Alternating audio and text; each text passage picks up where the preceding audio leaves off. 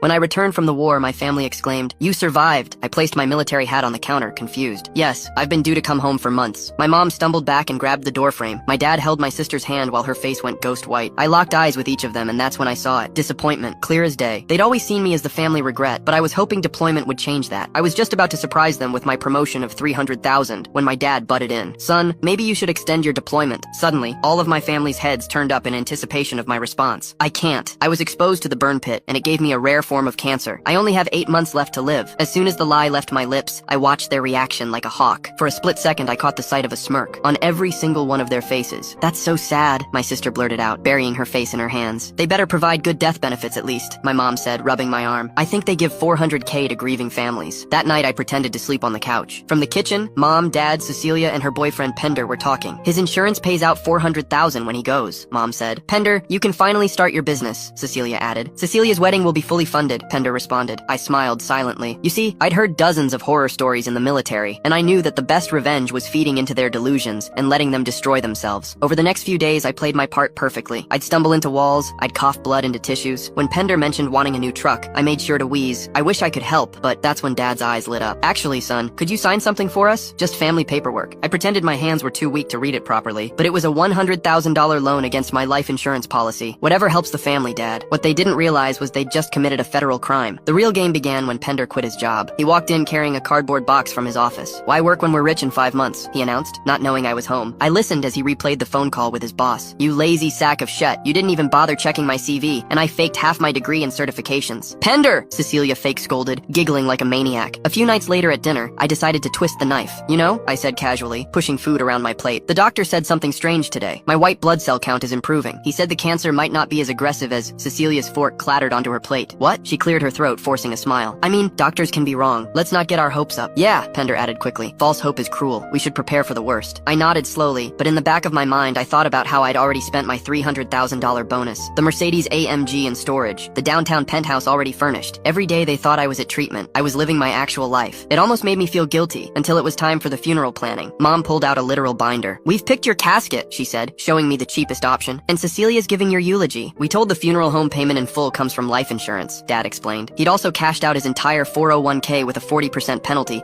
losing the $80,000 he'd saved for 30 years. "Smart thinking," I wheezed. Cecilia had dropped out of college in her final semester, forfeiting her degree and $60,000 in tuition. My mom had broken the apartment lease, owing $15,000 in penalties, and told her landlord to sue her because I'll be rich soon. That night I heard them on a conference call with a voice I didn't recognize. "We need another 100 grand, Dad was saying. "The insurance pays out in 2 months maximum. You understand what happens if you don't pay?" The accent was thick and there was casino music in the background. "We'll have your money," Pender promised. His organs are failing. My life had been reduced to collateral. The next morning, Mom handed me a coffee with shaking hands. It tasted bitter. Wrong. I pretended to drink it while she watched, then poured it out later. The residue at the bottom looked grainy. They were trying to speed things up. The next morning, I scheduled a family meeting for Sunday, saying the doctors wanted to discuss hospice options. They practically celebrated. They had no idea the funeral they'd planned wasn't mine. It was theirs. I lay on that couch for hours, staring at the ceiling and replaying every word from the kitchen. The way Mom calculated the insurance payout like she was shopping for groceries. How Pender mapped out his business plans using my death as startup capital. Cecilia giggling about wedding funds while I supposedly rotted from cancer in the next room. When morning light started filtering through the curtains, I knew I couldn't just pack my bags and disappear. They'd committed crimes, real federal offenses, and if I walked away, they'd just find another mark or keep spiraling into worse decisions. But I also knew I needed to be smart about this, not emotional. Tristan always said the difference between a good soldier and a dead one was knowing when to call for backup. I grabbed my phone and stepped outside to the back porch, dialing his number before I could talk myself out of it. He picked up on the second ring, his voice rough with sleep but instantly alert when I said I needed help. I told him everything in a rush. The fake cancer diagnosis, the insurance fraud, the loan against my policy, the way they celebrated my impending death. He didn't interrupt once, just listened to the whole story, and when I finished, there was a long silence before he spoke. "Document everything," he said. "Every conversation, every text, every piece of paper they make you sign. Stay calm. Don't let them see you're onto them, and for God's sake, don't do anything that makes you as bad as they are." His voice had that same steady quality from overseas, the tone that kept me grounded during the worst firefights. I spent the rest of the morning at the library 2 towns over, setting up a secure cloud storage account under an email they didn't know about. I uploaded every recording I'd made so far, the audio from the kitchen where they divided up my death benefits, the video of Pender bragging about his fake credentials, screenshots of text messages where Cecilia talked about wedding venues. I created folders for each family member and added timestamps and context notes for everything, making sure a prosecutor could follow the timeline without any gaps. The librarian gave me a weird look when I asked about their privacy policy for public computers, but I just smiled and said I was working on a research project. By the time I got back to the house around 1 in the afternoon, I felt like I had some control back, like I wasn't just a victim waiting for them to finish me off. Dad was waiting in the kitchen with more paperwork spread across the table, his reading glasses perched on his nose like he was doing something legitimate instead of plotting. He waved me over with a smile that didn't reach his eyes and explained he needed me to sign a medical power of attorney, just standard stuff for someone in my condition. I pulled out my phone like I was checking messages but actually started recording video, angling it so the camera caught both of us in the documents. My hands shook a little as I picked up the pen, but I made it look like weakness from my fake illness instead of rage. Dad explained the form would let them make healthcare decisions if I couldn't communicate near the end, his voice so caring and paternal that I almost believed he meant it. I watched his face as I signed, saw the little flash of satisfaction he tried to hide, the way his shoulders relaxed once my signature was on the page. He patted my arm and said he was proud of how brave I was being, then carefully filed the document in a folder labeled with my name. That evening I heard voices from the garage and moved closer to the door, pressing my ear against the wood. Pender was on the phone with someone, his voice loud and boastful in that way drunk people get when they think they're being clever. He was talking about the new truck he'd already picked out, laughing about how he told his boss where to shove his job because his girlfriend's brother was about to make them all rich. The worst part was what came next, when he said the dumb bastard didn't even know they'd been planning this for months, that they'd talked about it before I even came home from deployment. My stomach turned as I realized this wasn't opportunistic greed, it was premeditated. They'd been hoping I'd die overseas, and when I survived, they just adjusted their timeline. I backed away from the door before he could hear me and went to my room, sitting on the bed and trying to process what I'd just learned. The next morning I decided to test them, to see how committed they were to this timeline of my death. At breakfast I mentioned casually that my doctor said something weird yesterday, that my latest blood work showed improvement in my white blood cell count. I watched Mom's coffee cup freeze halfway to her lips, saw the flash of panic cross her face before she forced it into concern. She set the cup down carefully and said, "Doctors could be wrong. That false hope was the cruelest thing, and I shouldn't get my expectations up." Cecilia jumped in quickly, agreeing that I should prepare for the worst instead of counting on some miracle that probably wouldn't happen. Their eagerness to keep me dying was so obvious it would have been funny if it wasn't terrifying. Later that afternoon, I found Mom's funeral planning binder sitting open on the kitchen table, like she'd been reviewing it and got distracted. I flipped through the pages and felt my jaw clench with each new detail. She'd picked the absolute cheapest casket option, the kind that's basically particle board with a thin veneer. The funeral home she'd chosen advertised budget packages for families on fixed incomes. There was a handwritten note in her careful script about how the life insurance would pay the funeral home directly, so they wouldn't have to front any money themselves. She'd even calculated how much they'd have left over after funeral costs, with neat columns showing the split between her, Dad, and Cecilia. That night I was in the bathroom brushing my teeth when I heard voices in the living room, someone on speakerphone with an accent I couldn't quite place. I cracked the door open and heard Dad talking about needing more time, about how the insurance would pay out in 2 months maximum. The voice on the phone was thick and rough, maybe Eastern European, asking when they'd have the rest of the payment. There was casino noise in the background, slot machines and crowd sounds, and the voice said something about understanding what happens if they don't pay. Dad promised they'd have the money, his voice shaking in a way I'd never heard before. Pender chimed in saying my organs were failing, that it wouldn't be much longer, and I realized Dad had borrowed from someone way more dangerous than a bank. The next morning, Mom did something she'd never done in the entire time I'd been home. She made me coffee and brought it to me on the couch. She hovered while I took the first sip, watching my face with an intensity that set off every alarm bell in my head. The coffee tasted wrong, bitter in a way that had nothing to do with how it was brewed. I pretended to drink it while she stood there, making small talk about the weather and asking how I slept. The second she left the room, I got up and poured the whole cup down the kitchen sink, rinsing it carefully. At the bottom of the cup was a grainy residue that definitely wasn't coffee grounds, something that had only partially dissolved. I took a photo of it with my phone, then used a plastic bag to collect some of the residue before washing the cup. My hands were shaking as I sealed the bag and hid it in my room. I grabbed my phone and texted Tristan, my fingers fumbling on the screen. I told him I thought they were trying to speed things up, that Mom had put something in my coffee that morning. His response came back in seconds, all caps telling me to get out of that house right now and call the cops. But I texted back that I needed to see this through, needed them to incriminate themselves completely, so there was no way they could talk their way out of it when this all came crashing down. That afternoon, I drove to the public library 3 towns over where nobody would recognize me. I found a quiet corner in the legal reference section and started pulling books on criminal law. The insurance fraud statutes were clear as glass. What Dad did by taking out that loan against my policy using forged access to my account was a federal crime carrying 5 to 10 years. The attempted poisoning fell under aggravated assault in our state, prosecutable even if the victim didn't actually ingest the full dose. What really caught my attention was the conspiracy section. Everyone who knew about the plan and participated in any way could be charged as co-conspirators, which meant Mom, Dad, Cecilia, and Pender were all potentially facing serious time. I took photos of the relevant pages with my phone and made notes about which statutes applied to which actions. By the time I left the library, I had a clear picture of just how much trouble they'd created for themselves. The next morning, I drove to a hardware store 2 towns in the opposite direction. I bought 3 small recording devices that looked like normal everyday objects. One was a pen that actually wrote but had a microphone and memory card inside. Another was a phone charger that plugged into the wall and recorded everything within 15 feet. The third was a small desk clock that looked cheap but captured both audio and video. The guy at the checkout didn't ask any questions, just rang up my purchases and wished me a good day. Back at the house, I waited until everyone was out. Dad had gone to meet with someone about money, Mom was at her sister's place, and Cecilia and Pender were apartment hunting even though they had no income. I set up the pen on the kitchen counter where they always gathered to talk. The phone charger went into an outlet in the living room behind the couch. The clock I placed on the dining room shelf where it had a clear view of the table. I tested each one with my phone app to make sure the coverage overlapped, and I wasn't leaving any blind spots in the main areas where they plotted. When I got back from testing the devices, I called a hospice organization I found online. A woman with a kind voice answered, and I explained that I'd been diagnosed with terminal cancer and wanted to discuss end-of-life planning with my family present. She connected me with a social worker named Marguerite, who asked some basic questions about my diagnosis and timeline. I told her the doctors said I had maybe 2 months left and my family was struggling with the reality of it. She said she understood, and these conversations were never easy, but having a neutral professional present often helped families communicate better. We scheduled her to come to the house Sunday at 2 in the afternoon. I made sure to mention I wanted my whole family there so we could all hear the same information and make decisions together. She said that was actually ideal and she'd bring intake forms and information packets. After I hung up, I felt the first real sense of control I'd had since this whole thing started. Sunday was going to be the day everything came out, and now I'd have a credible witness there when it happened. That night alone in my room, I sat on the edge of my bed and stared at my hands. They looked like my hands, but I didn't quite recognize what they'd been doing lately. Setting traps, gathering evidence, manipulating my own family even if they deserved it. I wondered if I was becoming just like them, calculating and cold and willing to hurt people to get what I wanted. The thought made my stomach turn, but then I remembered their faces when I told them I was dying. Those smirks that flashed for just a second before they covered them with fake sadness. I remembered Mom's voice talking about death benefits like she was discussing a lottery win. I remembered Dad borrowing money from criminals using my life as collateral. The difference was clear when I really looked at it. They were trying to profit from my death. I was trying to stop people who wanted me dead. That wasn't the same thing at all. I waited until mid-morning when the house was busy with everyone moving around to make my anonymous call. I used a burner phone I'd picked up at a convenience store and dialed the insurance company's fraud hotline. A man answered, and I told him I had information about a potentially fraudulent claim on a life insurance policy. I gave him my policy number and suggested he might want to audit the account for irregularities. I mentioned that someone had taken out a loan against the policy, and there might be misrepresentation on the application about the insured person's medical condition. He started asking for my name and contact information, but I told him I was just a concerned party who thought they should look into it. Then I hung up before he could press me further. It wasn't much, but it would get them looking at Dad's paperwork, and once they started digging, they'd find all the forged documents and false statements. The next day, I walked into the police station and asked the officer at the front desk if I could speak with a detective about a potential crime. She made a phone call, and 10 minutes later, a man in his 40s came out to the lobby. He introduced himself as Detective Morris and led me back to a small interview room with a table and 4 chairs. I sat down and told him everything. The fake cancer diagnosis, my family's reaction, the insurance fraud, the loan from dangerous people, and the coffee Mom gave me that tasted wrong. I showed him the photos of the grainy residue and explained I'd saved a sample in a sealed container. He listened without interrupting, taking notes on a yellow legal pad. When I finished, he leaned back in his chair and studied me for a long moment. Then he said he could help, but I'd need to understand this wasn't going to be simple. I'd need to wear a wire and document everything in real time. The case would be stronger if we caught them in the act of planning or attempting something, rather than just relying on past evidence. I told him I was ready to do whatever it took. That evening, I rented a storage unit across town under a fake name I'd used for my penthouse lease. I loaded my car with everything that mattered. The title to my Mercedes that was sitting in a different storage facility, my military medals in their presentation case, my actual medical records from the base hospital showing I was healthy with no cancer diagnosis, my discharge papers and promotion documentation, the folder with my real bank statement showing the $300,000 bonus. I drove it all to the storage unit and locked it away where my family couldn't get to it if things went bad. On the drive back, I memorized 3 different routes away from the house in case I needed to leave in a hurry. I programmed Detective Morris's direct number into my phone under a fake name. I mapped out where the nearest police station was and how long it would take to get there from different locations. I wasn't taking any chances that they might try something before Sunday. The next morning, the hospice intake call happened right on schedule. I gathered everyone in the living room and put Marguerite on speakerphone. She introduced herself and explained she'd be coming by Sunday to do a full assessment and discuss care options. She asked some questions about my current condition and symptoms. Mom's voice broke at exactly the right moment when she described how hard it was watching me decline. Cecilia talked about wanting to cherish our remaining time together and make sure I was comfortable. Dad asked practical questions about pain management that made him sound like a caring father instead of someone counting down days until a payout. Pender even chimed in about how the whole family was committed to supporting me through this difficult time. They performed grief so perfectly, it would have fooled anyone who didn't know the truth. Marguerite said she was impressed by how involved and supportive they all were, that many families struggled to face these conversations. After the call ended, they all looked relieved, like they'd passed some kind of test. I waited until everyone dispersed to different parts of the house before I made my move. I'd printed out forms from a legal template website the night before, official-looking documents with the header, Accelerated Death Benefit Application, across the top. These were real forms that some insurance companies use to let terminally ill people access part of their death benefit early. I filled in most of the fields but left the signature line blank. Then I put everything in a folder and left it on the dining room table where someone would definitely find it. I positioned one of my hidden cameras to capture the table from the perfect angle. If anyone tried to forge my signature, I'd have it on video. The bait was set. That afternoon, Mom came to me with a concerned expression and said she wanted to help organize my medications since I had so many bottles, and it must be confusing to keep track of everything. I watched her hands carefully as she lined up all the pill bottles on the kitchen counter. She sorted them by type and time of day, making neat little rows and explaining her system. When she stepped away to get a notepad, I quickly pulled out my phone and photographed everything. The bottle labels, the dosages, the pill counts. I zoomed in on each bottle to get clear images of exactly how many pills were inside. If any went missing or got swapped with something else, I'd have proof of what they were supposed to be. Mom came back and finished her organizing, writing out a schedule for when I should take each medication. She seemed genuinely pleased with herself, like she was doing something helpful. I thanked her and told her it really did make things easier. She squeezed my shoulder and said that's what family does. They take care of each other. The words would have been touching if I didn't know what she'd already tried to put in my coffee. 2 days later, I was in the kitchen making breakfast when I heard Dad get the mail. He came back inside holding a thick envelope with the insurance company logo on it. I watched from around the corner as he opened it and started reading. His face went from confused to pale to red in about 10 seconds. He called for Mom and Cecilia, and they gathered around the dining table while I stayed back where they couldn't see me. Dad read the letter out loud and his voice was shaking. The insurance company was flagging the policy for audit. All benefit access was frozen pending investigation. They had questions about the loan application and needed to verify medical information. The explosion was instant and beautiful. Dad started yelling about timing and how this was going to ruin everything. Mom was crying and saying they'd already spent money they didn't have. Cecilia turned on Pender and blamed him for pushing Dad to take out the loan so fast. Pender fired back that it was her idea to speed things up in the first place. They went back and forth for 20 minutes, each one blaming someone else, while I stood there recording every word on my phone. When they finally calmed down enough to think straight, Dad said he'd call the insurance company and straighten it out. Mom said they needed to be careful what they said, because audits meant they were looking for fraud. That night at dinner, everyone was tense and quiet. Dad kept checking his phone like he was waiting for something important. We were halfway through the meal when his phone rang. He looked at the number and his whole body went stiff. He put it on speaker and set it on the table. I was in the living room, but I could hear everything perfectly. The voice on the other end had a thick accent, and there was casino noise in the background. The man asked where his money was. Dad tried to explain about the insurance audit and how it was just a delay. The voice cut him off and said he wanted $50,000 by next week. Dad stammered something about needing more time. The man's voice got cold and said if he didn't have the money by next Friday, they would start taking payment in other ways. Dad promised the insurance money was coming soon. Just a small delay. Everything would be fine. The man hung up without saying goodbye. I watched Dad's hands shake as he picked up his phone. Mom asked who that was and Dad just shook his head. The next morning I came downstairs and found everyone at the breakfast table. I sat down and mentioned casually that I had a doctor appointment yesterday. They all looked up at me. I said my oncologist mentioned something interesting about a new clinical trial. The trial was for my type of cancer, and it might extend my timeline by 6 months or more, maybe even a year if it worked really well. I watched their faces carefully. Mom was the first to speak. She said clinical trials were risky and often gave false hope. Dad agreed and said experimental treatment might make my remaining time miserable instead of peaceful. Cecilia jumped in saying I should focus on quality of life, not quantity. Pender added that trials were just guinea pig experiments and most of them failed anyway. They all talked over each other trying to convince me not to do it. I let them go on for a few minutes before I said I'd think about it. The relief on their faces was obvious. After breakfast, I grabbed the sealed container with the coffee residue and drove across town to a medical lab. I explained to the technician that I suspected someone was drugging me and needed the residue tested. She looked concerned and asked if I was in immediate danger. I told her I was safe for now, but needed proof of what was in the coffee. She said they could run a full toxicology screen. I mentioned that Detective Morris had sent over a chain of custody form. She pulled it up on her computer and nodded. The form would make sure the results could be used as evidence if this went to court. She labeled the container and gave me a receipt. She said results would take 3 to 5 business days. That afternoon, my phone rang and it was Tristan. He didn't waste time with small talk. He said I needed to hire a lawyer before this went any further. I started to argue, but he cut me off. He said even though I was the victim here, my own lying about being sick could create legal problems. I might need someone protecting my interests too. I told him I'd think about it, but hiring a lawyer now might tip off the family that something was wrong. He said I was being stupid and stubborn. We argued for a few more minutes before he made me promise to at least look up some names. I agreed just to get him off my back. That evening, Mom found me in my room and said she wanted to help me keep track of my medications. She said it must be confusing with so many different pills and schedules. I told her that would be really helpful. We went to the kitchen and she started going through all the bottles. She organized them by time of day and wrote out a detailed schedule. Before she touched anything, I pulled out my phone and took pictures of every single bottle. I zoomed in on the labels and made sure I could see the pill counts clearly. When Mom stepped away to get a pen, I took more pictures. After she finished organizing everything, I thanked her and said it really did make things easier. When she left the room, I took another complete set of pictures. I checked each bottle against images online to make sure the pills inside matched what the labels said. Everything looked normal so far, but I wasn't taking any chances. The next day, Detective Morris called while I was out getting groceries. He said the insurance investigator Evelyn had finished reviewing Dad's loan application. She confirmed that Dad had lied about my medical condition and forged access to my online insurance portal. The application had false information about my prognosis and treatment timeline. It was enough for fraud charges, but they wanted more evidence of the broader conspiracy before moving forward. The detective said they were building a case that would stick to everyone involved, not just Dad. He asked if I'd noticed anything else suspicious. I told him about the loan shark call and how scared Dad looked. He said that was good information and to keep documenting everything. He explained they'd logged the coffee sample and were tracking whether anyone in my family had purchased sedatives or other substances. He wanted to know if I'd seen anyone going to pharmacies or making suspicious purchases. I realized I hadn't been paying close enough attention to their daily movements. I'd been so focused on recording their conversations that I missed the physical evidence trail. He told me to start watching where they went and what they bought. 2 days before Sunday, a black car pulled up outside our house. A man in an expensive suit got out and walked toward the door. Dad was in the living room, and when he looked out the window, his face went completely white. He told us all to stay inside and went out to the porch. I moved to a window where I could see without being obvious. The man was talking, and Dad was nodding and pulling out his wallet. Dad handed over some cash, but based on the man's angry hand gestures, it wasn't enough. The conversation got heated, and the man poked Dad in the chest a few times. After the man left, Dad stood on the porch for a long time, just staring at nothing. When he came back inside, he looked like he'd aged 10 years. His hands were shaking, and there was sweat on his forehead even though it wasn't hot outside. That afternoon, I decided to push things further. I was in the kitchen getting water when I let my knees buckle and fell to the floor. I made sure to gasp like I couldn't breathe properly. I kept my eyes half closed so I could see their reactions. The family rushed over and surrounded me. Through my eyelashes, I watched their faces. Pender muttered something under his breath that sounded like finally. Cecilia hissed at him to shut up. Mom's voice was cold and calculating when she asked if they should call for help or just wait and see. Dad said to give it a minute and see if I came around on my own. They stood there watching me struggle to breathe for what felt like forever. Finally, Mom told Cecilia to get me some water. I let my breathing slowly return to normal and opened my eyes fully. They all rushed to help me up and asked what happened. I said I just felt dizzy all of a sudden. Mom said it was probably the cancer progressing and I should rest more. They helped me to the couch and brought me water and pillows. The whole time they were playing concerned family, I was thinking about what I'd just heard them say when they thought I was unconscious. The next morning, my phone rang early, and I saw Detective Morris's number on the screen. I stepped outside to the back porch where nobody could hear me. He got straight to the point about the coffee sample I'd given him. The lab found crushed sleeping pills in the residue, enough to cause serious problems if I'd been taking other medications, or if my body was actually weak from illness like they thought. He said it was solid evidence of attempted poisoning, and combined with the insurance fraud, they were building a strong case against the whole family. But he needed Sunday's meeting to happen so they could catch everyone together with witnesses present who could testify about what they saw and heard. I told him I understood and asked what I should do until then. He said to act normal, keep documenting anything suspicious, and stay safe. By midday, I got a call from Evelyn at the insurance company. She'd been digging through their systems and found the access logs for my policy portal. Dad's laptop showed up in the records with timestamps proving he logged in pretending to be me. He'd submitted the loan application himself and attached forged medical papers that made my condition sound worse than I'd even claimed it was. She said the fraud was clear as day, and she was working with Detective Morris to have everything ready for Sunday's confrontation. I thanked her and hung up feeling this weird mix of victory and sadness that my own father had done this. Later that afternoon, I was checking my phone when I walked past the family computer in the den. Cecilia had left herself logged in, and I could see her text messages right there on the screen. My stomach dropped as I read through a conversation with Pender from 2 days ago. She was asking about ways to shorten the wait, and whether his cousin, who works as a nurse, could get access to something stronger than sleeping pills. Pender had responded asking what she meant by stronger, and Cecilia wrote back that she meant something that would look natural, like a heart attack or stroke. I felt sick reading my own sister actively plotting to kill me. I grabbed my phone and took screenshots of everything, then sent them straight to Detective Morris with shaking hands. He texted back within minutes saying this was exactly the kind of evidence they needed and to be extra careful around the family. I spent the rest of the afternoon working with Detective Morris on setting up a trap for Saturday. We arranged for a delivery company to bring an official-looking envelope addressed to me containing a fake accelerated benefit payout check. The check looked real enough to fool someone who wasn't looking too close, and it required my signature to deposit. Detective Morris said we were betting that someone would try to forge my signature, and we'd have it on camera when they did. I positioned my phone in the living room bookshelf with the camera aimed at the front door and mail table, making sure the angle would catch everything. Friday morning, I called the hospice organization and asked to speak with Marguerite. I confirmed she'd be arriving Sunday at 2 in the afternoon for the consultation. She asked if there was anything specific she should know beforehand, and I explained there was some family tension around my illness. I said I wanted a neutral professional present to help guide difficult conversations about end-of-life planning. It was true enough that she didn't question it, and she told me she'd worked with plenty of complicated family situations before. She sounded kind and professional, and I almost felt bad about what she was walking into. Saturday morning arrived, and I made a big show of being tired and needing to nap in my room. I pulled up the camera feed on my phone and watched the living room from under my blankets. Right on schedule, the delivery person knocked and left the envelope on the front porch. I watched Pender answer the door and bring the envelope inside. He looked at the return address and his eyes got wide. He called for Cecilia, and they opened it together right there at the mail table. I watched Pender read the fake check and saw his face light up with greed. He grabbed a pen and some scratch paper from the drawer and started practicing my signature over and over. After about 10 tries, he carefully signed the endorsement line on the back of the check. The whole thing was caught in perfect high-definition video. I saved the file immediately and sent a copy to Detective Morris. He responded with a thumbs up and told me that was textbook forgery. That afternoon, Dad found me in the kitchen and said he needed to talk. He sat me down at the table with another form and explained it was a DNR order. He said it would tell doctors not to try to bring me back if my heart stopped, that it would prevent me from suffering through painful procedures that probably wouldn't work anyway. His voice was so gentle and caring that if I didn't know better, I might have believed he actually gave a damn about my comfort. I signed the form, but it wasn't the one he thought it was. was. I'd prepared my own version that looked identical, but included hidden language that logged any changes or alterations to the document. I watched Dad's shoulders relax once my signature was on the page, and he patted my hand like a loving father. That evening I was in the bathroom when I heard Dad on the phone in the hallway. He was talking to someone about finalizing a payment arrangement and asking them to come by Sunday afternoon around 2:30. My stomach dropped hard as I realized what this meant. Dad had scheduled a meeting with the loan shark at the exact same time as the hospice consultation. These were dangerous people who'd already threatened him, and now they'd be showing up right when the police were planning to move in. I waited until Dad went to bed, then called Tristan in a panic. I told him I was thinking about just posting everything online and exposing the whole situation publicly instead of waiting for Sunday. He listened to me freak out for a few minutes, then talked me down in that calm way he has. He pointed out that going public now would warn the family and give them time to destroy evidence. He said I needed to trust the legal process, even though it was scary, and even though it felt like things were spinning out of control. He reminded me that Detective Morris knew what he was doing and had handled situations way more complicated than this. By the time we hung up, I felt steadier, but I still barely slept that night. Sunday morning, I got up early and drove to a notary office across town. I brought documents I'd prepared for a proper living will with an independent executor who wasn't family. The notary witnessed my signature and asked questions to make sure I understood what I was signing. I explained that previous documents I'd signed were done under pressure, and I wanted to make sure my actual wishes were legally clear. She notarized everything and gave me certified copies. I drove straight to my storage unit and locked the originals in my safe, then sent scanned copies to Detective Morris, creating a paper trail that would protect me no matter what happened later today. Back at the house, I found myself alone in the living room, staring at the bookshelf where Mom kept the family photo albums. I pulled down the oldest one and opened it on the coffee table. Birthday parties from when I was 7 with a homemade cake and paper decorations. Christmas mornings with all of us in matching pajamas that Mom insisted we wear for photos. A trip to the beach where Dad taught me to build sandcastles, and Cecilia buried my feet in the sand while laughing. I turned the pages slowly and studied each picture, looking for signs of what they would become. But the smiles looked real. The hugs looked genuine. Dad's hand on my shoulder at my high school graduation seemed proud, not disappointed. I let myself feel the loss of it, the grief for people who either never existed or died so gradually I didn't notice when they stopped being my family. The photos showed strangers wearing familiar faces. I closed the album and put it back on the shelf, accepting that whatever we had been was gone long before I came home from deployment. My phone buzzed in my pocket, and I saw Detective Morris calling. I answered, and he got straight to the point without any greeting. He said even though I was cooperating and clearly the victim of their crimes, my own lie about being sick could create legal problems for me. The insurance company might come after me for fraud. The prosecutor might want to charge me with filing a false report if any medical claims got submitted. He couldn't promise complete immunity, and I needed to understand I might face consequences too. I told him I understood, and I was willing to accept that exposing them was worth whatever happened to me legally. He said okay, and reminded me that everything was set for this afternoon, that I should stay calm and let things play out. I hung up and checked the time. It was almost 1 in the afternoon. The doorbell rang and I heard Mom answer it. A delivery person asked her to sign for a certified letter. I walked into the hallway and watched Mom's face go white as she read the return address. She ripped open the envelope right there in the doorway, and I saw her hands start shaking as she read. The letter was from the insurance company formally notifying the family that my policy was under criminal investigation for fraud, and all benefit access was frozen pending the outcome. Mom stumbled backward, and Dad came running from the kitchen asking what was wrong. She handed him the letter without speaking. His face went from confused to angry to scared in about 5 seconds. Cecilia came down the stairs asking what all the noise was about, and Pender followed behind her. Dad read the letter out loud in a voice that kept breaking. Criminal investigation, fraud, frozen benefits, possible prosecution. The words hung in the air like smoke. Then the explosion started. Dad turned on Mom and started screaming that this was her fault for pushing him to take out that loan, that he never would have done it if she hadn't kept talking about how much money we'd have. Mom screamed back that Cecilia was the one who kept making plans and spending money they didn't have yet, that she encouraged all of this. Cecilia started crying and yelling that Pender was the one who quit his job, that he was the one who kept saying I'd be dead soon anyway, so why wait? Pender got in Dad's face and said it was Dad who borrowed from dangerous people, who forged my signature, who got them into this mess. They went around and around, blaming each other, voices getting louder and meaner. I stood in the doorway watching them tear each other apart, and nobody even looked at me. They were so busy attacking each other they forgot I was there. The fighting went on for maybe 10 minutes before it started to slow down. Everyone was breathing hard and red in the face. Cecilia was crying for real now, not the fake tears she'd been doing for weeks. Mom had her head in her hands. Dad looked like he aged about 20 years. I heard myself say that maybe I could sell my car to help with some of the debts. The words just came out and I wasn't sure if I meant them or if I was still playing the game. For just a second, everyone's faces changed. They looked at me like I was actually their family member instead of a walking paycheck. Cecilia came over and hugged me tight, and for a moment she felt like my real sister, the one who used to braid my hair when I was little, and she was practicing for beauty school. But then Dad asked how much the car was worth. I said maybe $30,000. I watched him do the math in his head, calculating whether that was enough to cover what they owed. His face fell when he realized it wasn't even close. Mom asked if I had anything else to sell. Pender suggested I could cash out my military retirement early. The moment died as fast as it came, and they were back to seeing me as an asset to liquidate. I said I needed to go lie down before the hospice person arrived at 2. I told them I was feeling weak and needed to rest. They barely acknowledged me as I walked toward my room. I grabbed my keys and wallet from the dresser and slipped out the back door while they were still in the living room arguing in lower voices. I drove across town to my penthouse and let myself myself in, making sure nobody followed me. I spent the next hour installing extra security locks on the door and windows. I set up my actual living space properly with my clothes in the closet and my personal items on the shelves. I made the bed with real sheets instead of the temporary setup I'd been using. This was my real home now, and I needed it to feel that way. Before I left, I grabbed a pill organizer from the bathroom and filled it with vitamins. I used a label maker to print out fake medication names that sounded like cancer drugs. I drove back to the family house and snuck the pill organizer into my room, leaving it on the nightstand where they'd see it. Let them think I was still taking my medication. Let them think everything was normal. Back at my penthouse, I opened my laptop and checked my secure email. Detective Morris had forwarded me a text message he'd intercepted from the loan shark's phone. It said Sunday 2:30 p.m. Bring cash or collateral. The timing collision was confirmed. The loan shark would be showing up right in the middle of the hospice meeting and the insurance audit. Detective Morris added a note at the bottom saying they'd have units ready to handle multiple situations at the same time, that I shouldn't worry about the dangerous people showing up because they'd be dealt with. I closed the laptop and felt my heart pounding. This was really happening. Everything was coming together in a few hours. I picked up my phone and called the hospice social worker. She answered on the second ring, and I told her my name and reminded her about the 2 o'clock appointment. I said I wanted to give her a heads up that the family meeting might be tense, that there were some financial problems adding stress to everything. She said she appreciated the warning and that she'd worked with families in crisis before. She said her job was to keep the conversation helpful and make sure everyone felt heard. I thanked her and hung up feeling slightly better knowing she was prepared. My phone rang again almost immediately. It was the insurance investigator calling to confirm her arrival time. She said she'd be at the house at 2:15 to conduct her audit interview with Dad, which meant she'd walk in right when the hospice meeting was starting. I told her that was fine and gave her the address again to make sure she had it right. She said she was looking forward to getting to the bottom of this situation and that fraud cases like this were taken very seriously by her company. I could hear the steel in her voice and I knew Dad was in for a rough time. She hung up and I sat there in my penthouse looking out the window at the city below. The convergence of official witnesses was coming together exactly as planned. Detective Morris and his team watching from outside. The hospice social worker asking questions. The insurance investigator conducting her audit. The loan shark showing up demanding payment. All of it happening at the same time in the same place with my family at the center. That evening I set up my phone on a tripod and started recording a video. I looked at the camera and began talking, explaining everything from the beginning. I said I lied about being sick because I saw disappointment on their faces when I came home alive. I described overhearing them plan how to spend my death benefits. I talked about the loan Dad took out and the fake credentials Pender bragged about and the college degree Cecilia threw away. I explained about the coffee Mom tried to poison me with and the funeral they planned with the cheapest casket. I was honest about my own lies and manipulation, about how I fed into their plans and documented everything. I said I wasn't trying to paint myself as a perfect victim or some kind of hero. I admitted the moral complexity of what I'd done, how I'd deceived them even though they were trying to kill me. I talked about the gray areas and the questions I still had about whether I'd become as bad as they were. The video ran for almost 30 minutes and by the end my voice was rough and my eyes were burning. I stopped recording and saved the file to 3 different locations. If something went wrong tomorrow, if the loan shark's people hurt me, or if my family tried something desperate, at least there would be a record of the truth. I saved the video file to 3 different cloud accounts and locked my phone. My hands were still shaking from talking through everything out loud. I stood up and walked to the window, looking down at the city lights below. Tomorrow at this time it would all be over, one way or another. I went to my bedroom and pulled out a notebook, the kind with cheap lined paper that I used to use in high school. At the top of the first page I wrote down the first question I wanted to ask. Something casual about their plans for after I was gone. I crossed it out because it sounded too obvious, like I was fishing for information. I tried again, making it sound more like a dying man wanting to know his family would be okay. I wrote down 5 different versions before I found one that felt natural. Then I moved on to questions about the money. How to bring up the loan without making it sound like I knew it was fraud. How to reference the insurance payout in ways that would get them talking. I filled 4 pages with different approaches, different phrasings, different ways to create openings for them to incriminate themselves. By the time I finished, it was almost midnight and my hand hurt from writing. I read through everything twice, memorizing the questions that felt most natural. Then I tore the pages out of the notebook and fed them through my paper shredder. I couldn't risk anyone finding my practice notes. I set 3 alarms on my phone for 6 a.m. and tried to sleep. I lay in bed staring at the ceiling, running through scenarios in my head. What if they realized it was a trap before the police arrived? What if the loan shark showed up early and things got violent? What if Mom had put something worse than sleeping pills in my coffee, and I'd actually been poisoned with something dangerous? My brain wouldn't shut off and I kept checking my phone every 20 minutes. Around 3 in the morning I finally dozed off for a few hours. The first alarm went off at 6 and I woke up with my heart already racing. My hands were shaking, so bad I could barely hold my phone to turn off the alarm. I sat up in bed and felt like I couldn't get enough air into my lungs. My chest was tight and my vision was getting fuzzy around the edges. I grabbed my phone and called Tristan with trembling fingers. He answered on the second ring, his voice alert even though it was early. I tried to tell him I couldn't do this, but the words came out in gasps. He told me to breathe in for 4 counts, hold for 4, out for 4. I followed his instructions, and after a few minutes my vision cleared. He reminded me that I was doing this to protect myself, that my family had tried to poison me, that their choices created this situation. He said I was brave for standing up to them instead of just running away. He told me to take a shower and get dressed and call him back if I needed to. I thanked him and hung up. I sat on the edge of my bed for another 10 minutes, just breathing slowly. Then I got up and took the longest shower of my life, letting the hot water run over me until I felt almost normal again. At 9:30 I drove to a notary office on the other side of town. The woman behind the desk was in her 60s with with reading glasses on a chain around her neck. I told her I needed to revoke some legal documents I'd signed. She pulled out the proper forms and asked me which documents I was revoking. I explained about the power of attorney papers my dad had me sign, the medical decision-making authority, all of it. She typed up the revocation paperwork and had me sign in 3 places while she watched. Then she stamped everything with her official seal and made certified copies. I asked for 5 copies and she ran them through her machine. I paid her in cash and she handed me the documents in a manila folder. I thanked her and walked out to my car. I sat in the parking lot and used my phone to scan all the documents, then emailed them to Detective Morris. Then I texted him that the originals were on their way. I drove to the post office and sent the folder by certified mail with signature required. Now there was a legal record that my family no longer had authority over my medical decisions or anything else. I got back to the family house at 11:45. My stomach was doing flips, but I walked through the front door like everything was normal. Mom was in the kitchen making lunch and asked if I wanted anything. I told her I wasn't hungry. Dad was in the living room watching television. Cecilia and Pender were upstairs. I went to my room and waited. At exactly noon, I heard a car pull up outside. I looked through the window and saw Detective Morris getting out of an unmarked sedan. He was wearing jeans and a polo shirt, looking like he could be anyone. I went to the front door and let him in before anyone else noticed. He followed me to my room and closed the door quietly. He pulled a small device out of his jacket pocket. It looked like a thick button with a wire attached. He had me take off my shirt and he taped the microphone to my chest, running the wire down to a small transmitter that clipped to my belt. He showed me how to turn it on and off. Then he went over the safety rules. If I said the word hospital, they would come in right away. If things got physical, they were positioned outside and could be through the door in seconds. He told me to try to stay in the main living room where they had the best sight lines through the windows. He asked if I understood and I nodded. He tested the microphone by having me count to 10 while he listened on his earpiece. Then he put his hand on my shoulder and told me I was doing the right thing. He left through the back door and I watched him walk casually down the alley to where his team was set up. At 1:30, I told my family that the hospice worker would be here at 2. Mom immediately started tidying up the living room. Dad changed into a nicer shirt. Cecilia came downstairs with red eyes like she'd been crying on purpose. Pender was wearing a tie which I'd never seen before. They were all playing their parts. At exactly 2 o'clock, the doorbell rang and I answered it. Marguerite stood on the porch with a leather folder and a kind smile. She was maybe 50 with gray streaks in her dark hair. I introduced her to everyone and she shook hands with each family member. She sat down in the armchair and pulled out her intake forms. She started asking questions about my diagnosis, when I was diagnosed, what symptoms I was experiencing. I described the fake cancer symptoms I'd been performing. She asked about my care needs and my family jumped in, talking over each other about how devoted they were to helping me. Mom described the medication schedule she'd set up. Dad talked about taking time off work to be with me. Cecilia's voice broke as she talked about wanting to make my last months meaningful. I watched them lie smoothly to this woman's face and felt sick. Marguerite was writing everything down in her folder, nodding along, asking follow-up questions about pain management and mobility issues. The whole time I was thinking about the wire taped to my chest, recording every word. At 2:15, the doorbell rang again. Everyone's heads turned toward the door. I got up to answer it, and standing on the porch was a woman in a business suit holding a large folder. She introduced herself as Evelyn from the insurance company. I saw the color drain from Dad's face. I invited her in and explained that she was here to review some paperwork with Dad. The energy in the room changed completely. Mom's smile froze on her face. Cecilia grabbed Pender's hand. Marguerite looked confused but kept her professional expression. Evelyn sat down on the couch and opened her audit folder. She pulled out a stack of documents and looked at Dad. She said she needed to discuss some irregularities with his recent insurance transactions. Dad tried to act calm, but sweat was already forming on his forehead. His hands shook as he pulled out his own paperwork. Evelyn asked him to explain how he accessed my insurance portal. Dad started talking about how I was too sick to handle it myself, so he was helping me. His voice was shaking. Evelyn pointed to something on one of the forms and asked about the timestamps. She said the login records showed someone accessing the portal at 2 in the morning multiple times. Dad stumbled over his words trying to explain. Then Cecilia suddenly blurted out that he had to do it because they needed the money, and I was dying anyway. The room went silent. Marguerite stopped writing and looked up sharply. Evelyn made a note on her form. Mom hissed at Cecilia to be quiet. Dad's face went red and he started explaining that it wasn't fraud because the money was going to come to them anyway. Evelyn asked him to clarify what he meant by that. Dad kept digging himself deeper, talking about the death benefit and how he just borrowed against it early. Pender had been drinking since morning and I could smell it from across the room. He suddenly laughed and said they'd all been so smart about this. He started listing everything they'd bought with the borrowed money. The new furniture, Cecilia's wedding dress, his truck down payment. He talked about quitting his job and how his boss had been too stupid to check his fake credentials anyway. He said they'd been planning this for months, just waiting for me to die so they could finally be rich. He described their plans for after I was gone like I wasn't sitting right there listening. Mom was trying to get him to shut up, but he kept talking. Cecilia was crying now, but not in the fake way from before. Real tears because she knew something was wrong. Pender kept going, talking about how they'd already spent the money in their heads, how they'd divided it up, how they'd even joked about ways to speed things along. Marguerite asked Mom about my medication management. Her voice was careful now, professional but cold. Mom got defensive immediately. She said she was just trying to help me rest. She said she'd been putting something in my coffee to help me sleep through the pain. She said it was just to make me comfortable. Marguerite's face went completely still. She wrote something on her form with very precise handwriting. She asked what specifically Mom had been putting in the coffee. Mom said just some sleeping pills, nothing dangerous. Marguerite asked how many pills and how often. Mom's voice got higher as she tried to explain that it was fine, that she was just being a good mother. Evelyn was writing everything down now too. The whole room felt like it was holding its breath. The front door opened and Detective Morris walked walked in with 3 uniformed officers behind him. They moved with calm authority, spreading out into the room. One officer went to Dad, another went to Mom, the third stood by Pender. Detective Morris identified himself and said they were separating everyone for questioning. Mom started crying and asking what was happening. Dad's face went gray. Cecilia looked at me, and I saw the exact moment she understood. Her eyes went wide and her mouth opened. She said my name like a question. Pender tried to stand up, but the officer put a hand on his shoulder. Detective Morris explained that they were investigating insurance fraud, identity theft, and attempted poisoning. He said everyone needed to come down to the station. Mom screamed that this was a mistake. Dad just sat there staring at nothing. Cecilia kept looking at me with this expression of complete shock. Then her face changed. The shock turned to anger, and then to something like hate. She realized I'd set this up, that I'd planned this whole thing, that the dying son they'd been celebrating was never actually sick. Pender started yelling about his rights. Mom was sobbing. Dad finally looked at me and I saw everything in his eyes. Confusion, fear, and underneath it all, the same disappointment I'd seen when I first came home from deployment. The officers moved Dad to the kitchen and Pender to the hallway while Mom stayed in the living room with a female officer standing next to her. Cecilia sat frozen on the couch, her face blank like she'd stopped processing what was happening. I stayed in my chair while Detective Morris explained that everyone would be questioned separately and transported to the station for formal statements. At exactly 2:30, the sound of tires on gravel made everyone's heads turn toward the front window. A black SUV pulled up to the curb, and 2 men in expensive suits got out, moving toward the house with the kind of walk that said they were used to people getting out of their way. The uniformed officers at the door intercepted them at the end of the driveway before they could reach the porch. I watched through the window as one officer asked for identification, and the taller man in the dark suit pulled out a wallet. The officer's posture changed immediately and he reached for his radio. Within seconds, the shorter man was turned around and handcuffed, while the taller one started arguing and pointing at the house. Detective Morris went outside and I could see him talking to the men, his hand resting casually on his belt near his weapon. The loan sharks my family owed money to were being arrested right there in front of the house, one of them apparently having an outstanding warrant that showed up when they ran his information. The dangerous creditor problem that had been hanging over everything was suddenly being handled by the legal system instead of threatening my family anymore. Mom started crying harder when she saw the men in handcuffs, probably realizing that her escape plan of using insurance money to pay off the debt was completely gone now. Over the next 2 hours, the house transformed into something that looked like a crime scene from a TV show. Evidence technicians arrived with cameras and collection kits, photographing everything and bagging items in clear plastic with labels and tags. They took the pill bottles from the kitchen counter, documenting each one with photos before sealing them. The coffee cup I'd saved with the grainy residue got special attention, carefully packaged with chain of custody forms that Detective Morris explained would track it all the way to the lab and back. They found my hidden recording devices, the pen and phone charger and clock that had been capturing conversations for days, and instead of being mad about it, the detective actually nodded approvingly and said it showed good thinking. The forged insurance documents that Dad had gotten me to sign were photographed in place and then collected as evidence of fraud. My fake medical records that I'd created to support the cancer lie were also taken, which made my stomach twist because those proved I'd been lying too. Marguerite sat at the dining room table with an officer, giving her statement about what she'd witnessed during the intake meeting. She described Mom's admission about putting something in my coffee and how defensive she'd gotten when questioned about medication management. Evelyn was in Dad's home office with another officer, going through the computer and pointing out the fraudulent insurance portal access and forged documents she'd discovered during her audit. Both women had gone from being neutral professionals doing their jobs to being key witnesses in a criminal case, and I felt bad that my family drama had pulled them into this mess. Detective Morris drove me to the police station in his unmarked car while the evidence technicians finished processing the house. The station was busy with afternoon shift change, officers coming and going and people sitting in plastic chairs waiting to file reports or see someone in custody. He took me to a small interview room with a table and chairs and a camera mounted in the corner, the kind of room I'd seen in every cop show but never thought I'd actually be sitting in. I gave my full statement starting from the moment I came home from deployment and saw the disappointment on their faces. I explained the lie about having terminal cancer and how I'd watched them celebrate the news and start spending money they didn't have. I described the loan Dad took out against my life insurance and how Pender quit his job and Cecilia dropped out of school. I admitted to faking symptoms and stumbling into walls and coughing fake blood into tissues to make them believe I was getting sicker. I told him about the coffee that tasted wrong and the grainy residue I'd saved and how I'd heard them planning to speed things up. I explained setting up the Sunday meeting with the hospice worker and the insurance investigator as a trap to expose them with witnesses present. Detective Morris listened without interrupting, taking notes and occasionally asking clarifying questions about dates and times. When I finished, he leaned back in his chair and told me I needed to get my own lawyer because even though I was clearly the victim of attempted poisoning and fraud, my own deception about being terminally ill could create legal complications. The insurance company might come after me for fraud too, or my family's lawyers might try to use my lie to make me look like the bad guy. He gave me the name of a defense attorney who handled complex cases and said to call him first thing Monday morning. By evening, the arrests started happening in waves as the investigation moved forward. Mom was booked on attempted poisoning charges, and the judge denied bail because the prosecutor argued she was a flight risk and potentially dangerous. She'd tried to kill her own son for insurance money, and the evidence of the drugged coffee plus her recorded statements made it a strong case. Dad got charged with insurance fraud and identity theft for the forged documents and illegal portal access, but he made bail with a bond that he somehow arranged through his brother. Cecilia and Pender were brought in for questioning about conspiracy. Both of them asked what they knew about the plans to speed up my death and whether they'd participated in any way. The text messages Cecilia had sent about finding ways to shorten the wait were shown to her during the interview. Pender's recorded statements about me being a dumb bastard who was about to make them rich were played back to him. Neither of them got arrested that night, but they were told not to leave town and to expect charges to be filed. Restraining orders were issued keeping all four of them away from me, with specific instructions that they couldn't contact me directly or through other people or even through social media. I was given copies of the protective orders, and Detective Morris explained that if any of them violated the terms, they'd be arrested immediately. Walking out of the police station that night, I felt strange and empty, like I'd been carrying something heavy for so long that now without it, I didn't know how to stand up straight. Over the next few days, my phone became unusable from all the calls and texts coming in from extended family members. Aunts and uncles and cousins I barely talked to were suddenly demanding to know what happened and why my parents were being arrested. Some of them had heard from Mom's side that I was a liar who faked cancer to set up my own family. Others had heard from Dad's brother that my parents were monsters who tried to kill me for money. Most of them were just confused and angry that private family business had turned into a criminal case with lawyers and courts involved. My phone buzzed constantly with messages asking for my side of the story, or telling me I was wrong, or saying they always knew something was off about our family. A few cousins sent supportive messages saying they believed me and asking if I needed anything. My dad's sister called me a manipulative psychopath who destroyed the family for attention. My mom's brother said he always knew my parents were capable of something like this. The family group chat that usually shared holiday photos and birthday wishes turned into a war zone of accusations and defenses and people taking sides. I stopped reading the messages after the first day because every notification made my chest tight and my hands shake. I turned off my phone and left it in a drawer, checking it once a day for messages from Detective Morris or my new lawyer, but ignoring everything else. The bail and arraignment hearings happened over the following week, and I had to attend some of them as a witness and victim. Dad made bail with money borrowed from his brother, walking out of the courthouse in the same clothes he'd been wearing when they arrested him. Mom's hearing was different because the prosecutor brought photos of the drugged coffee residue and played recordings of her talking about helping me rest through the pain. The judge looked at the evidence and listened to the prosecutor explain that Mom had access to medications and had already tried once to poison me. He denied bail and remanded her to custody pending trial, which meant she'd stay in jail until the case was resolved. Mom cried and her public defender argued that she wasn't a danger, but the judge said attempted murder of a family member showed a willingness to harm that made her too risky to release. Watching her be led away in handcuffs made me feel sick, even though I knew she'd literally tried to kill me. Cecilia's arraignment came a few days later, and she was charged with conspiracy to commit fraud and conspiracy to commit assault. Pender got similar charges, plus his own fraud charges related to the fake credentials he'd bragged about. Both of them made bail and walked out looking smaller and older than they had a week ago. The judge issued protective orders preventing any of them from contacting me directly or through intermediaries, and warned them that violation would result in immediate arrest and bail revocation. The insurance company froze the entire policy and sent a letter saying all claims were suspended pending the outcome of the criminal investigation. My new lawyer met with their legal team to discuss my cooperation in the fraud case against Dad. They were willing to offer me limited immunity for my false statements about being terminally ill in exchange for my testimony about how Dad forged my signature and accessed my account illegally. The deal meant I wouldn't face criminal charges for lying about having cancer, but I'd have to pay back the $100,000 loan amount plus penalties and interest. My lawyer explained this was actually a good deal because technically I had committed fraud by making false statements to get sympathy, even though my family had used those statements to commit worse crimes. I'd have to pay back around $120,000 total over a payment plan, which would eat up a big chunk of my military bonus, but was better than going to jail. I signed the agreement and gave a detailed statement about everything I knew regarding the insurance fraud. The insurance investigator thanked me for my cooperation and said my testimony would be crucial in their case against Dad. 2 weeks after everything exploded, I got a phone call from a number I didn't recognize. A man with a thick accent told me that my father still owed money and the debt didn't go away just because some of the collection people got arrested. He said I could help the family by paying what was owed, and when I said I wasn't paying anything, he told me I should think carefully about my decision. I recorded the call and sent it immediately to Detective Morris, who called me back within an hour.